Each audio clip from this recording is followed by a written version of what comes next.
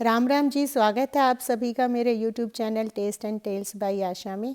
तो मैं तो हरियाणा की छोरी हूँ, तो आज मैं हरियाणा की एक बहुत ही शानदार डिश आपको बनाकर दिखाने जा रही हूँ, जो कि पूरे हरियाणा में बहुत ही चाव से सर्दियों में बनाई जाती है, खाई जाती है। वैसे भी कहावत है, देशों में देश हरियाणा, जित दूध दही का खाना। तो ये जो खिचड़ी है, इसको भी दूध दही और घी से ही खाया जाता है। जी हाँ, आज हम बनाने जा रहे हैं बाजरे की खिचड़ी, हरियाणा की फेमस बाजरे की खिचड़ी। उसके लिए मैंने 2 कटोरी बाजरा लिया है। उसको मैंने साफ़ कर लिया था। उसको एक प्लेट में डालकर बहुत ही हल्के हाथों से उस पर पानी डालकर 1.5 से 2 घंटे के लिए भीगने के लिए छोड़ दूंगी मैं। ये देखिए, मैंने इसको भिगो लिया। मैं इसको अच्छे से दबाकर फूलने के लिए छोड़ दूंगी। हमारा बाजरा अच्छे से फूल जाएगा। और ये है हमारी प्यारी सी उर्मिला, जो आज इस बाजरे की खिचड़ी को आपको कूट कर दिखाएंगी कि कैसे बाजरे की खिचड़ी कूटी जाती है, कैसे इसकी राली उतारी जाती है। तो सबसे पहले हमने जो बाजरा भिगो कर रखा था, उसको हमने कूटने के लिए डाल दिया इमाम दस्ते में, और उसको बहुत हल्के हाथ से हमें उस बाजरे को हल्के हल्के हाथों से कूटना है, जिसको हम बोलते हैं राली उतारना। मैं भी थोड़ा सा हाथ आजमा रही हूँ बाजरा कूटने में, हालांकि मैं बहुत अच्छे से नहीं कूट पाती हूँ। तो इस तरह से हल्के हाथों से धीरे धीरे कूटते हुए हमारी राली उतर जाती है। अभी ये इसको हम बाजरे को जो हमने कूटा है, इसको पहले हम फटकेंगे। हमने इसको बारीक नहीं किया। जो इसके ऊपर एक छिलका होता है, सिर्फ हम उसको उतार रहे हैं, जिसको कि राली कहा जाता है। अगर हम इसके साथ खिचड़ी बनाएंगे तो खिचड़ी कड़वी बनती है। कुछ लोग इसका शॉर्टकट ढूंढ लेते हैं बाजरे की खिचड़ी बनाने के लिए, कि मिक्सी में उसको पीस लेते हैं, लेकिन वो दलिया बनेगा, आपकी खिचड़ी नहीं बनेगी। अगर आपको प्रॉपर हरियाणा स्टाइल बाजरे की खिचड़ी खानी है, तो आपको ये मेहनत करनी पड़ेगी और अपने बाजरे को इसी तरह से कूटना पड़ेगा। ये देखिए, अभी जो हमने बाजरा कूटा उसमें कितनी सारा जो है फटकन से कितनी सारी राली उतर गई है। इसको एक बार फिर से उसने हाथ से मिला लिया और फिर से उतारिए। तो अब हमारा बाजरा खिचड़ी कूटने के लिए तैयार हो गया। मैं आपको दिखा रही हूँ कि इतने 2 कटोरी बाजरा में हमारी इतनी राली उतरी है।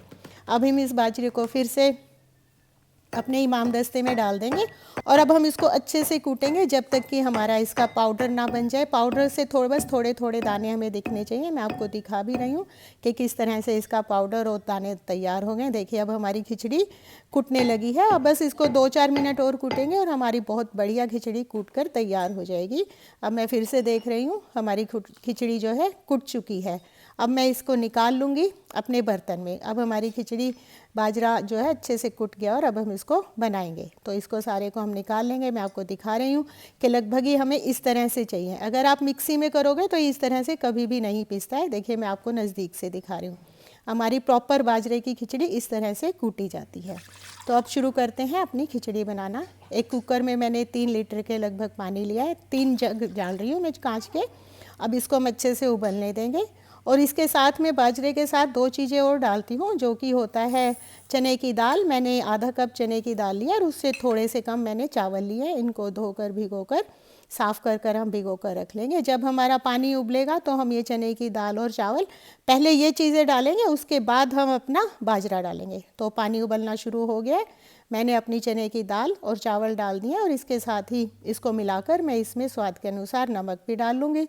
बाजरे की खिचड़ी में थोड़ा नमक ज़्यादा ही जाता है, क्योंकि इसमें और कोई हम मसाला डालते नहीं, सिर्फ नमक ही डाला जाता है।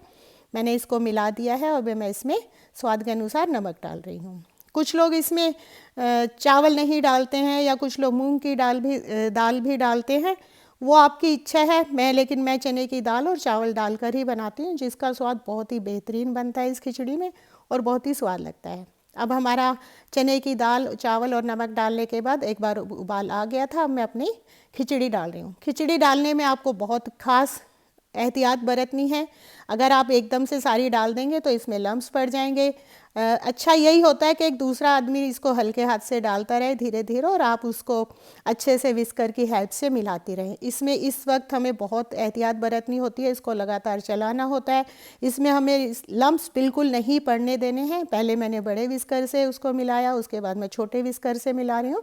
इसको आप 5 से 7 मिनट ऐसे ही मिलाती रहिएगा, जब तक कि इसमें एक उबाल ना आना शुरू हो जाए। उसके बाद इसमें लम्स नहीं पड़ेंगे। देखिए, हमारी खिचड़ी अब उबलनी शुरू हो गई है, इसमें उबाल आना शुरू हो गया है, और मैं आपको दिखा रही हूँ इसमें कोई भी लम्स नहीं है। एकदम शानदार बनी रही है ये।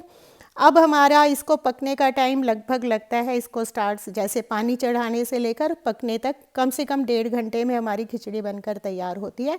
उसके बीच में आपको इस तरह से इसको चलाते रहना पड़ेगा, नहीं तो इसका नीचे लगने का डर रहता है।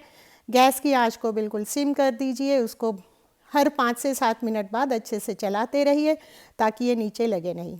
तो मैं इसको आपको दिखा रही हूँ, देखना आप देखिए हमारी खिचड़ी बनते बनते रिड्यूस होना शुरू हो गई है और गाढ़ी होनी शुरू हो गई है। देखिए अच्छे से इसमें गाढ़ापन आना शुरू हो चुका है, इसका मतलब हमारी खिचड़ी पकने वाली है। तो अब मैं आपको एक बार दिखा भी रही हूँ कि हमारा जो चने की दाल है और जो हमारा बाजरे का दाना है वो पका है या नहीं।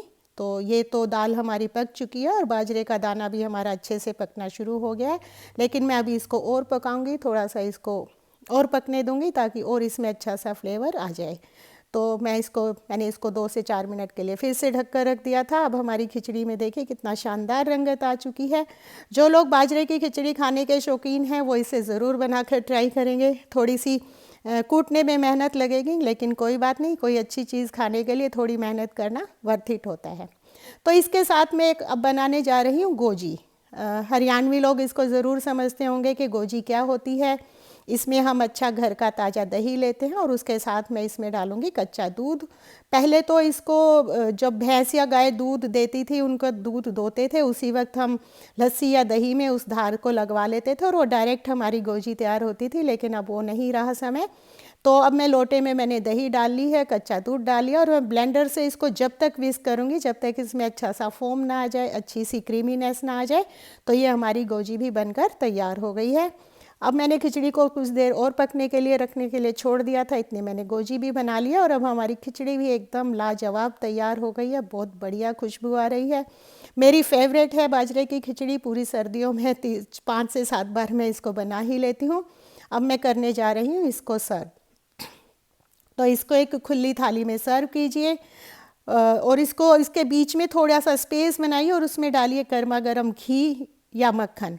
गर्मा गर्म खिचड़ी में आप घी डालिए या मक्खन डालिए। आज मेरे पास मक्खन नहीं है तो मैं इसको घी के साथ ही सर्व कर रही हूँ। ये पूरा घी इसमें पिघल जाएगा और मैं अब आपको दिखा रही हूँ कि कैसी लग रही है। जब घी हमारा उसमें पिघलने लगे तो खिचड़ी को अच्छे से मैश कीजिए। बहुत ही शानदार बनी है, मैं आपको बता रही हूँ। उसके साथ लीजिए गुड़ का एक छोटा सा टुकड़ा। अब मैं दिखा रही हूँ गोजी के साथ। जब आप घी वाली खिचड़ी खा लेते हैं तो बची हुई खिचड़ी जिसमें घी नहीं मिला होता है उसमें एक साइड में आप गोजी डालिए, उसको अच्छे से मिलाइए और उसको खाइए। दही से और जो लस्सी से खाते हैं उससे डिफरेंट टेस्ट होता है गोजी के साथ खाने का। तो बहुत ही शानदार चीज़ बनकर तैयार हुई है, आपको ज़रूर पसंद आएगी। ज़रूर ट्राई कीजिए। आपको ये रेसिपी कैसी लगी मुझे ज़रूर बताएं। चैनल को लाइक करें, कमेंट करें, सब्सक्राइब करें। Thank you so much guys, love you all.